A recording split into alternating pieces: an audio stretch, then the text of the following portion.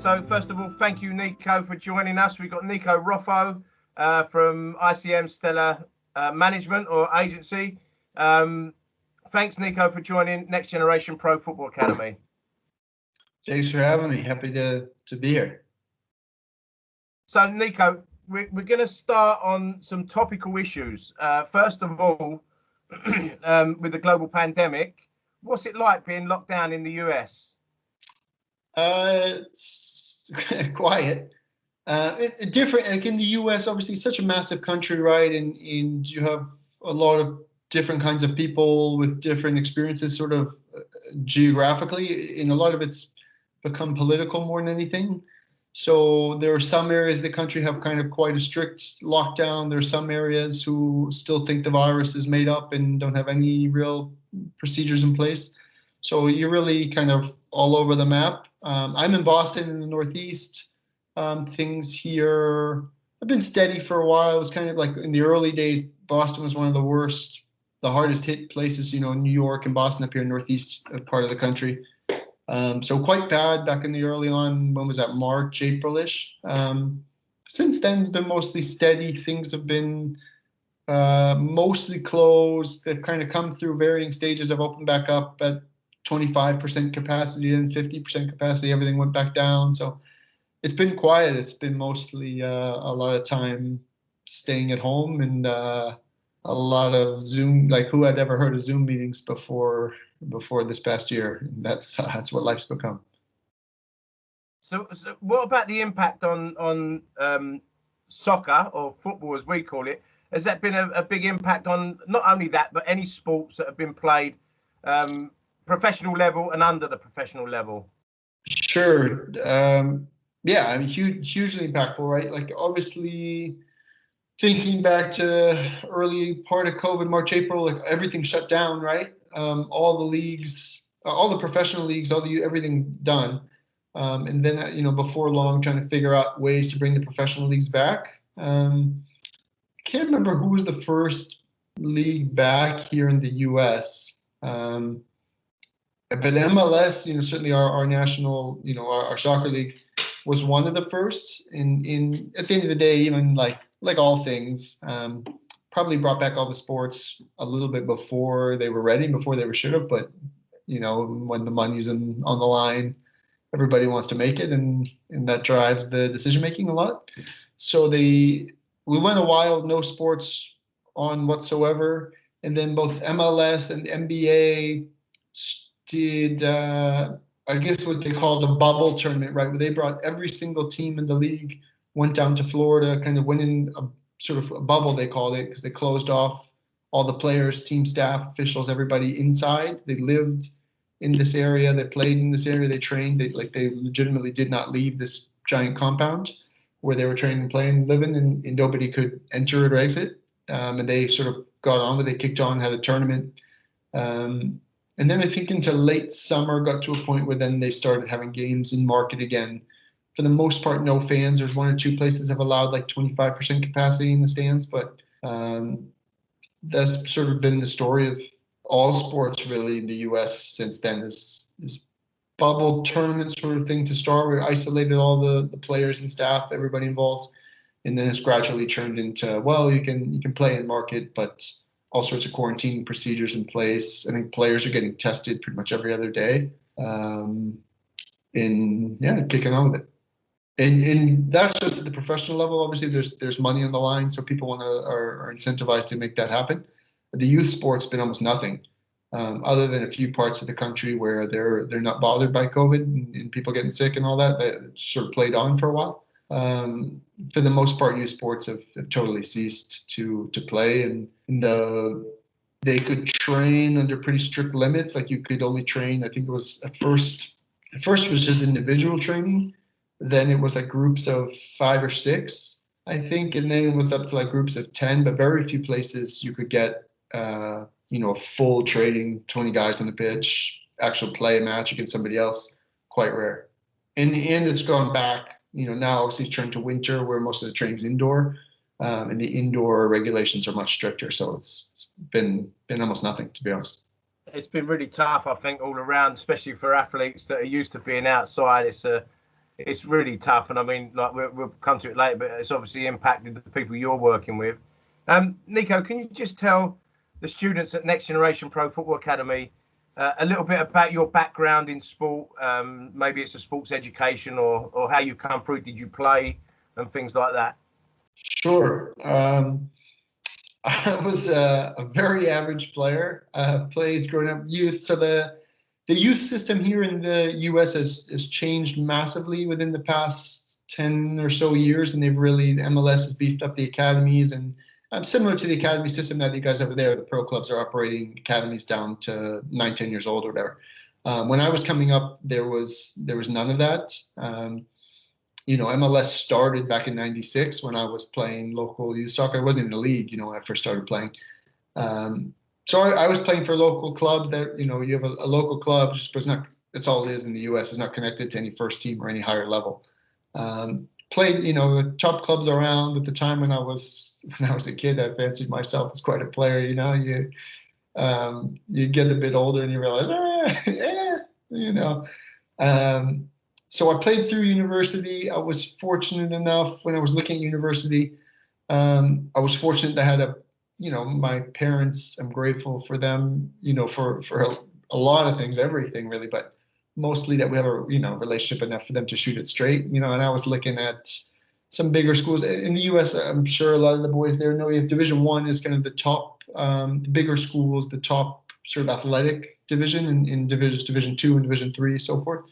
So I was kind of at that point where I was looking at some good Division I schools, some bigger programs. Like, was I good enough to go there and be on the squad? Sure. Would I have been a bit part player? Probably. But those coaches would have loved to have me because I was, a good kid, working hard, good enough to, for training. And most importantly, I got good grades, and that's important. That's what the coaches want. So I was looking at that, all of that, getting kind of caught up in it. And finally, my parents sat me down and said, you know what, like, you're a pretty good player, but you're not so good. So why don't you go to the best academic school you can, and you can worry about playing after. So I went to a Division II school, Bentley University, which is in this area as well, top business program. Was fortunate to play there. A great experience playing at school, loved it. And that was the end of the road for me as a player, which was suitable, for my abilities. Shortly after that, I kind of got connected with Patrick, who's now my boss, the president of Stellar in the US. You get to that point, you start maturing, you're thinking about what I want to do with my life. And I knew I wanted to do something within the game. And was sort of looking for avenues to stay connected. I had this business degree. I was curious to play. I thought about going into coaching and did some research about becoming an agent, met with Patrick, and it all kind of kicked off from there. I started, just helping him out in like a part-time type of thing. I guess you almost call it an internship. And then I completed my MBA, was back at school, did my master's degree, finished that, and went full-time as an agent, and just been kicking on with it ever since. So can you tell us a little bit about, you said about Patrick and Stella. I know you've gone through a few transitions within the company. Sure. Can you tell us a little bit about ICM Stella Sports? Yeah, absolutely. What they do? Yeah, so as you mentioned, when I started, we were not ICM Stellar Sports.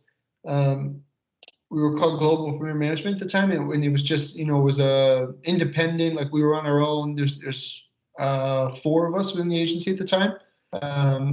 Just work, primarily in the US. Like, we have a few players around Europe, and we actually did well at the time compared to other sort of independent agencies in terms of moving guys across. But for the most part, it was pretty heavily focused on the US. About, I don't know now, 3-4 years back, we're approached by Stellar Group. As you'll be aware, Danny, and I'm not sure if the boys and girls there will be, but Stellar Group, is the top agency in really in the world, based in London. And that's not me saying it. There's a lot of, I'm sure every agent at every company would say the same thing about themselves. But we're the top ranked, by Forbes and by Transfer Market, who are the only authority sources who would rank such a thing. So, in the conversations This back 3-4 years, and something that took quite a while. They approached us, sort of wanting to Stellar Group wanting to expand the presence within the North American market, and had identified us as, like I said, we'd had some success. We moved some players across, kind of, I guess, got the eye a bit. And yeah, this conversation over the course of probably 6 to 9 months, this conversations kind of progressed to the point that we merged up with them and became like the North American arm of Stellar Group. And it's been great ever since. Just brought us really, I think, to a different just a different level. At the end of the day, being an agent in an agency, it's a relationships business. And now having the Stellar badge, having the Stellar network, becoming a part of it has really opened doors to just about everywhere in the world, to be honest. Certainly in ways that we weren't even close to before. So it's been quite good. And then the last piece I would add, then in the last year in 2020, Stellar Group was bought by ICM Partners, okay, which is a major Hollywood type of talent agency. And that's kind of indicative of the way the industry's gone in the past 2, 3, 4 years. You've seen a couple now times, and some big Hollywood agencies have purchased big, major American and European sport agencies. And everybody's sort of trying to combine resources and networks and best practices and all of that. And can you leverage, the clientele from the sporting world to some of the marketing and commercial opportunities of the, media and world. So we've seen, that's happened 2 or 3, even like Base is another of our competitors, quite a big agency there in the UK, is purchased by an American Hollywood type agency as well. So it's been good. It's been relatively recent now. I think the past 3-4 months since we've become part of ICM. It's been easy for us, I think, because they did not previously have any sport division whatsoever. So it's not, anytime two companies are coming together, I think the concern is the culture, and you're merging the people, and how is it all going to fit together. It's been seamless because we've just become the sport division. There was nobody previous that we have to mend with. It's just been us. So it's not been a lot of changes in the day-to-day. I think it will continue to lead to more and more commercial opportunity for some of our top names, in some of our top global names. Now we can tie up deals for them with Amazon Prime or Netflix and things like that, that maybe wasn't available as much in the past. Yeah, so you said there, like, where it's kind of an evolution, going from one company getting bigger and bigger and sharing networks. Now, you said it opened doors to places that you potentially couldn't have gone before. Sure. What sort of, like, a little bit more, Nicco, about you and your position, what your responsibilities and role is within it, but also like the athletes that you deal with and the countries and the leagues, maybe, because I know you're football, aren't you? So, what sort of leagues and what sort of levels do you deal with?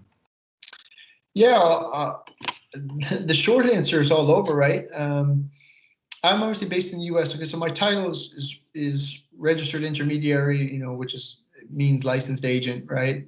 Which is the FIFA terminology. And that is obviously pretty broad, as are my responsibilities. I think one of the things I like about my work is there's sort of a level of independence, right? Look, where I don't have a boss sort of leaning over my shoulders to go do this. Like, it's freedom to sort of work, but obviously there's some expectation of delivering results, right? And delivering results for us means signing players, who are either are going to become top players, and then getting deals done for them, right? So I have sort of, I don't want to say carte blanche but freedom to sort of do it how I see fit. The majority of the players that I represent are, I would say American, North American, because I've got quite a few Canadians in the books now as well. So the majority of the players I represent are North American, but I represent foreign boys as well. The majority of them play within North America, mostly in MLS. We have a few, I have a few boys in USL now as well. USL is the second division here in the US. That's something that's growing and continuing to sort of be invested in, and they're building that up. More and more clubs now have a second, or have put their MLS clubs have put their reserve team in the USL. So the guys will typically, you're coming up through the academy, getting your first professional minutes in USL, and you hopefully can take the next step pretty quickly up to MLS. So got a few young boys in USL, most of the guys in MLS, and then have a few of my guys direct are in Europe now as well. Are young players, a few young players we brought straight from North American academies straight into Europe as soon as they turn 18 or 16 if you have a passport. And we have I have one or two European pros as well, guys who started their pro career over here and then moved on to various leagues over there. And obviously for me, it's about, it's a broad answer. Like I want to work with the best quality players that I can work with, and then I want to help them have as much success as they can have, right? And that's a broad answer because the story for every player is different, right? Every player has different career, every player has different goals. Some guys, look, for most players here, the goal is to play to Europe, right? If you're in North America and you're coming up and you're a top player, everybody knows what's the holy grail, right? Players want to play in Europe at the highest level they can. They want to play in the Champions League, all of that stuff. You have some players naturally who maybe are more homebodies than anything else. Some players are saying, no, I want to stay in MLS, and my goal is to, be one of the top players in MLS, have one of the biggest contracts in MLS. And that, everybody has their own ambitions. You can't say somebody else's ambition is any worse or any better than anybody else's. My job is to help them reach whatever the goals are. Yeah, that's a really good answer. I like that. I mean, like you've literally answered my next question. I think that's a really, really good, solid answer. So for anyone, I get one. For anyone in the UK that's looking to be, so for an agent, it's different. A scout looks for different things. An agent looks for different things. How would you pick a player up? Where would you pick a player up, and what's that process? So what would you be looking for, or is it recommendations? How does that process work? Yeah, good question. It's quite fluid, isn't it? Yeah, it's the best way. So the way, as I kind of alluded to, right, that things are changing here in the US. The game is, they're developing out the academy model and all of that stuff, similar to how you guys have it there.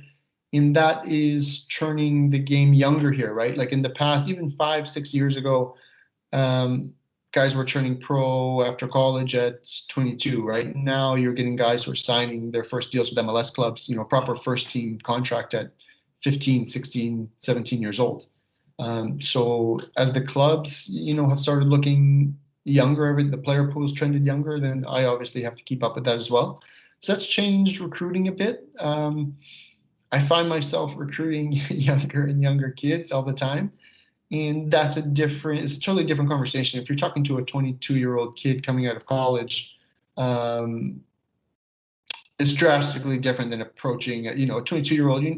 You're somewhat of a man at that point. At least you think you're a man and you can talk for yourself, handle your own business, right? Like if I'm speaking to a 15-year-old kid, I typically, go through the parents to make an approach. And I guess to answer your question, like in terms of identification, we have scouts, right? There are scouts who work for us. Like there's scouts, Stellar Group employs scouts, and that's their job is not to go and sign the kids or do anything. It's just to identify them, right? They're trained to do that in a way that I'm not.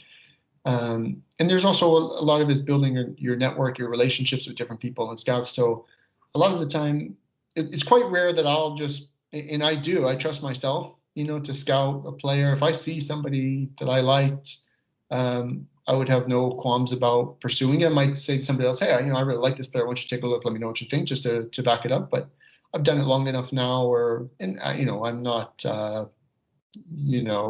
Pep Guardiola or whatever, but I've done it long enough. I trust my eye to say, I've seen something in that player. I've worked with enough players to know this can work, that can't. Sometimes I'll see a player and myself and I like what I see.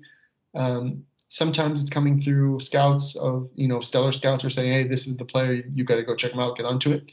And a lot of the time, though, it's coming from sort of the relationship and network that you've built. You have coaches that you've worked with in the past, maybe scouts who work for clubs, not work for an agent, but they might say, hey, I was down with this tournaments and I was scouting. So this boy, you really ought to get on this boy. He's going to be, the next big thing, all of that stuff. So you're kind of constantly taking recommendations. We have a database that we run where we're tracking all of these things. And obviously the more and more that you hear about a player or somebody that you really trust recommends a player, then you try to move on a bit quicker. So on that identification front, you must have scouts all over the world. I mean, in Great Britain as well, in England. Certainly, yeah, yeah. I mean, so Stellar Group is based in the UK, right? The headquarters is in London, but there's offices throughout, in Manchester as well. I think there's a whole team basically of scouts who cover the country and cover different countries as well. And so they're kind of constantly making recommendations. The scouts are talking to their network of other scouts as well. So all this information kind of gets filtered back. And ideally, if you're a top player or capable of becoming a top player, then we're gonna hear about it. And the thing that I would say to a lot of players, like, you've been on a lot more radars really than you realize as a player, right? More people have watched you than you realize. When you're young, you sometimes don't necessarily think about all of that stuff. Sometimes there's a scout of the game and it's a big deal and people are, your teammates are talking about it, but far more often than there's been a scout of the game or a scout watching your video after a game and you had no idea. That's something I think a lot of guys don't realize till they get a bit older. But for the most part, there's a whole sort of scouting apparatus. There's a network. There's club scouts. There's agency scouts. There's national team has their own scouts, and there's a lot of information that gets passed back and forth. Yeah, I mean, again, like you said there, this database you've got where you identify talent, shall we say? That's really interesting. You said that because I spoke to a friend of ours. I spoke to Gus Williams, who was talking about how the networks are changing. They're not sending people out on to like Hackney Marshes anymore. What they're doing, they're looking at more statistical based stuff as well. So that sharing of knowledge and information, the statistics that are driven by platforms such as Player Tech, the GPS vests, the high performance platforms like VO, where you can record games. So I guess again that has an impact on what you're looking at. So having that to sort of, you can sit indoors and look at that. Yeah, no, it all goes into the database, and so it's just more data points, right? And so we're always trying to get more data points, which is statistical, which is video, which is there's a notes column. So and so scout saw him, rated him. So and so scout saw him, maybe didn't rate him. And we try to collect as much information as you can, and then you make a decision: is this something we're going to pursue, or is it not? And it's fluid, right? Like you're getting some really positive feedback, guy moves up a list. You get some negative feedback, guy moves down, and it's kind of constantly changing. So on the point of talent ID and talking to people about their idea of or second opinions for players, we've been through this process ourselves where I've recommended a player to you, and we've sort of put the processes in place for them to come out on a scholarship, on a US scholarship at a college, or what we would call a college, which is what you call a college, we call university. Sure. What is that process for the boys and girls here in the UK? It's a process that we're told about through media platforms, or we're told about it by scholarship companies that come and sign with us, give us loads of money, and we'll get you to the States. Like you said there's levels, the top leagues, and then levels going down. They probably can. I'm not saying they can't, but they're not going to guarantee you the top positions. What is that process like in your experiences, Nicco? A good question, and I guess somewhat difficult for me to answer that. Things I mostly deal with boys coming out of the college process, right? Who are then going to go on to become professionals rather than going into it. So I wouldn't necessarily classify myself an expert in that sense around anything, but there's a lot of different avenues, right? The most important thing, in the same way for a player getting it, like you want to get noticed by a school, by a coach, and sort of build that connection to sort of get a deal done, push it over the line, right? And there's a million ways to do that. I know now for kind of keep going back to the same thing. The game here, the system here in North America is constantly changing, right? So a lot of the top American boys now being signed 15, 16, 17 years old are skipping university and going straight to professional level. In turn, university coaches here are kind of fighting for some of those boys, but some of them are saying, well, it's not even worth it, right? I'm going to lose this kid. Like he'll commit to me, but before he ever steps foot on campus, gets offered a first team contract, I never get him. All I did was tie up a scholarship for a year when I could have offered it to another recruit. What's happened now is the college game has taken a turn international. A lot more of the top schools are recruiting a lot more international than they've ever done before. I think they're finding real value, instead of they think within North America, like the top, whatever percentage of players are not going to university anymore. So the players who are going to university is now that second group, call it, and I'm simplifying here, but the A grade players are not going anymore. So now the B grade becomes the best available, right? And the university coaches are saying, well, look, this kid's the best available, but is he worth a full scholarship? At the end of the day, he's not an A grade player, still a B grade player. Just because he's the best boy in this field doesn't make him a top player. So they've turned international. I think that they've found a lot of value in that, where you can find players who have a good pedigree, played at a good level, in sometimes having been in a pro environment from a younger age in Europe. Gives them maybe a level of maturity that some of the American boys don't. So, yeah, the short answer, the university game's gone more international. What is the best way for international students to sort of get connected? A good question that I don't 100% know the best answer for that, Danny. I would say you hear a lot about recruiting companies. I suspect, like most things, there's probably quite a few bad actors involved there who are just happy to take your money and make a quick buck, and maybe you get something out of it, maybe you don't. Maybe it's, Division III, some tiny school nobody's ever heard of, and they sold you, a bad deal. But there's I think there are some good scholarship companies who are doing some good work, and I think that there are I've heard of more and more kind of, I don't know if it's scholarship companies or whoever is putting on sort of showcase type events where they're inviting a lot of American coaches over, who are then coming to Europe to watch. And you can always do it, at the end of the day, you can always do it the old fashioned way, which is, if you're a player anywhere in the world, you can reach out directly to a school, directly to a coach. If you go on a school's website, it's pretty easy to track down the athletic department, go to the soccer team, find the head coach, and his email is usually listed there, or an assistant coach is listed in the directory. And you say, hey, I introduced myself. This is my CV. Typically, you want to have some clips. And if they like what they see, they'll sort of take care of the rest. They'll make it happen. They'll tell you what information they need to find out what time to come over and see a play. And then they'll try to drive the process forward. They'll always be looking at the whole package, right? Like, you could be the best footballer in the entire world, but if you've got crap grades, then forget it. You could be the best student in the entire world. If you're a crap footballer, then you could just apply to school like a regular student, but they're saving their scholarship for guys who can help them. So you're really, the guys who are going to have the most success are the guys who are checking both boxes. If a coach looks at this guy and says, look, he can help us win some matches, and at the same time look at his marks, like he'll be able to get into school, he'll be able to get a scholarship, he'll be able to sort of become a positive member of the university community and all that stuff. Those are the guys that are home run. Yeah, that's a really good answer, and I think you're right. So many times you get very good footballers that let themselves down on focusing on that one thing.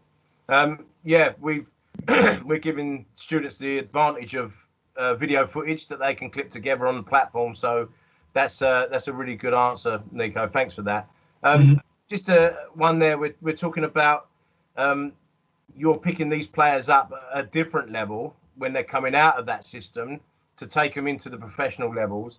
When you make a decision on a player, and that player has not been successful getting into a few clubs, for example, how does that process work when you have that awkward conversation that you might have to let the player go? Is that your decision or a company's decision, or do you sit down and talk to colleagues? How does that work? Both, sort of a collaborative decision, right? Like, I would say typically would be my decision at first, but and I would need to run it by the company, and they might ask, okay, well, why do you think it's time to sort of go separate ways? Like, what have you done? What's worked? What's not worked? And why do you think it's not worked? And we don't think we'll be able to sort of change the tide, change the story. And if you think, look, you've done everything you can do, you've given on, if you're honest with yourself and say, I've done everything you can do, I've sort of exhausted all avenues, then you're doing a disservice to the player, to by keeping him on, right? It's his career, only gets one shot at it. You want him to have success. So sometimes you've just got to say, like, look, and it can be a bit of an awkward conversation where you say, look, in some sense, these are, and I think you just try to be honest with everybody, right? Look, this is what we've done. This is the feedback I've gotten from team. This is why I think it's been unsuccessful. And that, just because it's been unsuccessful with me pushing the teams, I'm not telling you that, it's never going to happen. It can't be successful with somebody else, but, the way that I know how to do it, it's just not working, and sort of want to let you go and try with somebody else. And I wish you the best of luck. And some, just because it's not worked with me doesn't mean it's not going to work with anybody, and sometimes you just got to keep knocking on doors, and sometimes it requires knocking on doors in a different way, right? Like you can't keep doing the same thing over and over and expecting a different result. Sometimes you just have to shake something up, and then it comes. It doesn't always come as quickly or as easily as you want it, but if you keep working, in the end, you make it happen. So saying that about it might not be working, you've tried, exhausted all avenues. Have you ever had an athlete that you've had that awkward conversation with leave, go to someone else, and then all of a sudden they've gone and done something good? I think every agent has a story of one of those, that for whatever reason it just wasn't working, and you were sure like, I just don't think it's happening for him, and you go to your colleagues and you defend why you think, well, we should let this guy go, and sure enough, 6 months, 18 months later, he's flying, and you're saying, great, but at the end of the day, you're happy for him. Chances are this is a person you have a personal relationship with because you worked with him for a while, and you say, well, you know what, credit to him. I wish I was a part of the success, but it wasn't happening. So credit to him for making it work. And I think every agent has a story like that. It's just part and parcel, and you just got to get on with it. Well, I think that's again, that's really nice to look at that success and think, maybe it is a different approach that somebody else has taken to give him what he needed or her, for you to still feel that way, that it is, you spend so much time together that you do build a personal relationship. You do get to know the player, that you feel that way. Because I know some people would be like, yeah, well, some players are a pain in the ass, right? And I know especially over there in in Europe, like where agents can have a bit of a bad name. It's like there are just as many players who are dishonest and conniving and all of that stuff. So those are the guys that say, you may be a little more picked up. Yeah, but there are guys there's a lot of guys who are just like there's a lot of agents who are great. There's a lot of players who are great. And sometimes, like I said, sometimes you know them on a personal level. Sometimes you know the family, all of that stuff. And so if it's a good guy, in the end of the day, you're just happy for him to go on and have success. Yeah, that's brilliant. I really like that. So when you're looking at your athletes and you're looking, they haven't got a club, you know that they're good enough. Do you look at them and with your experiences, and I know you know the leagues in Germany, France, Spain, England, you know all the leagues because you've placed players in different leagues. Mm-hmm. Do you look at an athlete and think his body composition, his technique, his style, his own personal sort of philosophy and outlook on life, he would suit this type of league, or he would suit this type of environment? Yeah, absolutely. And even like certain clubs within certain leagues, right? At the end of the day, like I said earlier, every player is different. In my job is to help them have success, and everybody's picture, everybody's idea of what that means is different. So certainly I want to place guys in a position where they can maximize themselves. And it's my job to sort of know exactly what you're talking about, like where's the best place for that to happen. And that could be a lot of things, except, the style of player that you are, your physical makeup, like, are you more an athlete? Are you more a smaller technical footballer? Different leagues and certainly different clubs in different countries suit certain styles of players better. And you wouldn't send a guy, and like some of it's like stereotypes, right? Or like um, the French, it's obviously quite technical, but you have a lot of like African descent, so massive athletes, right? There in France, like you have, guys who are just have unbelievable physical profiles, good technique as well. In the UK, it's more physical. If you look at something like, it's an up and down, fast-paced match. If you look at something like, over here, say like the Mexican league, and Mexican players, typically it's a much slower paced match. It's much more technical. You have smaller, quicker guys who have like massive, big, fast athletes. They're smaller, they're technicians. They want to get on the ball, and we want to keep it. We don't want to play as direct. Let's use the ball. We'll try to break them down in a slower manner. So you always want to put guys in a position where they can make the best of themselves. So say for example, you've got this athlete. He's got all the physical attributes. He can play. He can play in France. He can play in the UK. He's got everything going on, except that him and his family, and that he's so tied to the apron strings that he wouldn't survive 5 minutes without his parental, even at 2022, Sure. that he's so been mollycoddled so much. Yep. That mentally will be not, he's not there for that challenge. Right. So what would you do then in that situation? Would you try and place him somewhere local, or? That's a conversation with the player and or the family. If he's still saying like I want to go to, if he's a North American boy here and he's saying I want to go to Europe, I want to go to Europe, but I know that to be true. What's the best way to sort of help him?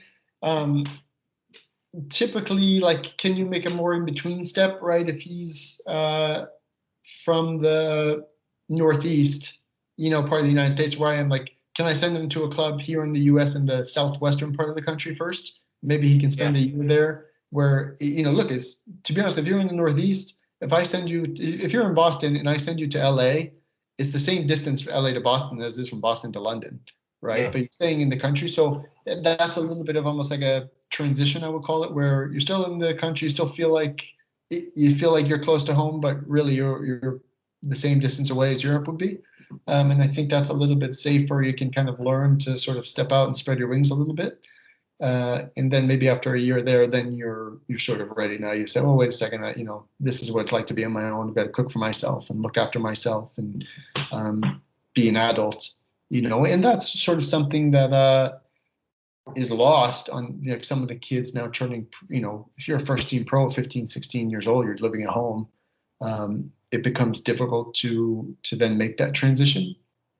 One of the advantages I think about going to university and spending time there is exactly that, is away from the pitch. It's just growing up, becoming, changing from a boy to a man and sort of learning things about how to take care of yourself and responsibility and time management, all of that stuff is an important part of any person, but certainly any player, so it's an ongoing discussion, but you can have, if you're the top quality player, if you don't have the mentality to make it in Europe, you're going to fail no matter what.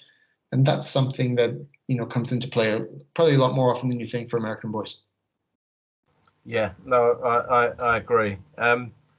Just for the UK, I mean, you've been to the UK and you've seen the levels of football and how deep and broad that is, from participation level all the way through to the Premier League. It's quite often that we find agents walking around, or so-called agents walking around like sports venues, talking to players at the participation level, saying, come with me, I can get you pro trials and stuff like that. I know that's not so much like it's over there in the States, but what sort of things should you be looking for, for our athletes at Next Gen? What sort of things should they be looking for to see that it's a credible agent? Sure. Good question. As you kind of mentioned, there's a lot less of that here in the States, here in North America, just because the whole industry is smaller, right? There's less there's less clubs, there's less players, less jobs, less agents, because the underlying thing is there's less money in the game here than there is in the UK. So there's a lot more. I do know though that there's a lot more of that goes on. And how do you sort of sniff out the bad actors from the genuine guys with good intentions? How do you do that about anything? You know, nobody can really give you a straight answer to that. The one thing I would say for all of your players to consider is, if it sounds too good to be true, it's too good to be true. You know, period. There's no shortcuts in football. There's no shortcuts in life, right? You have to work for the things that you want, and you put in the work and success doesn't happen overnight. I think sometimes people, in any football, but any line of work, right? Any part of life, people sometimes think that success happens overnight because they didn't see the countless nights of work that went into it before the big break came. If there's no shortcuts. You want to find, the most important thing I can say about working with any representative is you have to find somebody that you trust, right? But you have to say, I trust this person fully, and you should vet them in whatever way you can, whether you're talking to them, you're talking to other players that they represent, get a feel for sort of their network. As I said, being agents or relationships business, what doors can they open for you? And you're doing as much research as you can to find out what you can, and then if you feel like I can trust this person, then you sort of cast your lot with them and go for it. But there's nothing happens with a snap of your fingers. It's just about hard work. Absolutely agreed. Nicco, listen, thanks ever so much for joining all of us. I've got some quick fire questions before you can give our students a message to leave with. So you ready for these? I am. Lightning round. Quick fire means quick fire. So, who was your hero growing up? My grandfather. Both my grandfathers. I'm first generation American. My family is all comes from Italy, and my grandfathers gave up their entire lives, everything they had, every person they knew, and came to the U.S. with absolutely nothing except for what's on their backs. Sort of what you'd call the stereotypical American dream that, like, a lot of people say, does that or does that not really exist anymore? They lived it. I wouldn't be here, and my family wouldn't be here for them. So, brilliant. What club do you support? Juventus. Best club in the world. Who's the best manager in the world currently? It's probably Max Allegri, even though he doesn't have a job at the moment. It's hard not to say Klopp, right? Just because the Liverpool. I would say, if you're a Liverpool supporter, you disagree, but I would say overachieved, right? And that, for me, that's the mark of a good manager. You have a bunch of players playing a little bit above their. If every guy in the team plays a little bit above their level, and the collective is better than the sum of the parts, that's usually the mark of a good manager. Good stuff. The best player in the world currently. Unbiased view. Come on. It's Messi until he hangs him up. Messi. I just want to note for anybody watching this video, I've been a Juventus fan long before Ronaldo ever showed up. Best player in the world of all time. That's a good question. Probably Messi. Messi or Maradona, probably. Okay, good stuff. Nicco, thank you ever so much for joining us, and on behalf of myself and everybody at Next Generation Pro, we really appreciate your time. But before you go, have you got a message for our students? Sure. I always say, first of all, Danny, I would say, thank you to you for having me. Obviously, I tremendously enjoy, our friendship on a personal level, but great respect for you on a professional level, the projects you've got going on, and doing a lot for the kids there. So massive respect to you, and big thanks for having me on. And always great to have a chat with you. I would say, look, to all of the kids at Next Gen, I guess it's kind of tying up a bunch of sort of some of the things that I sort of touched on earlier is your life is up to you, right? And it's about your ambition, and nobody's ambition is better than anybody else's ambition. It's this is my life, this is my goal, this is what I want to become as both a person and a player. and then you have to work hard to make it happen. There's no shortcuts in whatever it is you want to do, whether it's football or anything else. You have to push yourself, and you keep pushing yourself. And at the end of the day, I think, you know, that the luck evens out, right? You know, sometimes you go through a run of bad luck, you feel like you're doing everything you can, and it's not quite paying off for you just yet. Keep working. It's easy to get discouraged, and misery loves company. You'll always be able to find somebody who got discouraged who tell you all the reasons it's not their fault, and you should also be discouraged along with them. But you don't have to be. You know, keep working, keep your head up, and trust that the luck's going to even out, and you're going to get your break, and because you get what you deserve. Good things happen to good people. Just keep working, and it's going to come. Nicco Roffo, thank you very, very much. I'll speak to you soon. Great talking to you, Danny. Take care. You too. Cheers.